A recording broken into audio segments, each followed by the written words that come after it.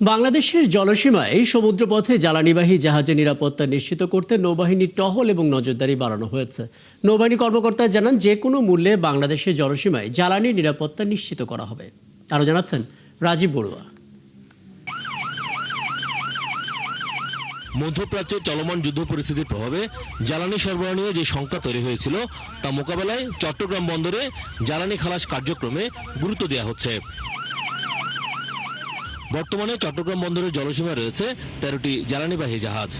এর মধ্যে 5টি জাহাজ থেকে ইতিমধ্যে জ্বালানি খালাস কার্যক্রম চলছে।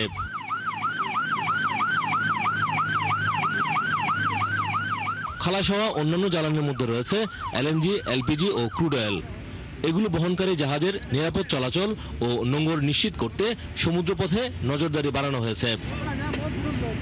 বাংলাদেশ নৌবাহিনীর পক্ষ থেকে জানানো হয়েছে, চট্টগ্রাম সমুদ্র বন্দর সংলগ্ন এলাকা, গভীর সমুদ্র এবং জ্বালানি পরিবহনের গুরুত্বপূর্ণ রুটগুলোতে যুদ্ধজাহাজ ও দ্রুতগামী বোট মোতায়েন করা হয়েছে।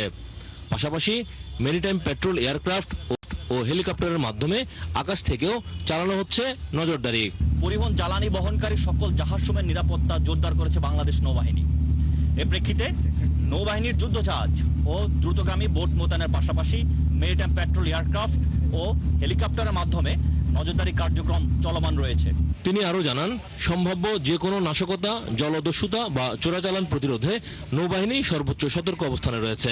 চোরাচালান সহ যে কোনো ধরনের অবৈধ কর্মকাণ্ড প্রতিরোধে দ্রুত ব্যবস্থা গ্রহণের জন্য নৌবাহিনীর বিশেষ অপারেশন টিম প্রস্তুত রাখা হয়েছে। বাংলাদেশে প্রতি বছর প্রায় 1.5 লাখ কোটি টাকার জ্বালানি পণ্য আমদানি করা হয়। এর মধ্যে রয়েছে এলএনজি, এলপিজি, অপরিশোধিত ও পরিশোধিত জ্বালানি তেল এবং কয়লা। মধ্যপ্রাচ্যের যুদ্ধের কারণে বাংলাদেশে হামলার কোনো সুনির্দিষ্ট তথ্য না থাকলেও বাংলাদেশের জলসীমায় প্রবেশ করা বিভিন্ন জ্বালানিবাহী জাহাজকে নিরাপত্তা দিতে বাংলাদেশ নৌবাহিনীর এই মহড়া বাংলাদেশের জ্বালানি সরবরাহ ব্যবস্থাকে নিরাপদ রাখবে, এমনটাই মনে করছেন সংশ্লিষ্টরা। রাজীব বড়ুয়া, 71, চট্টগ্রাম।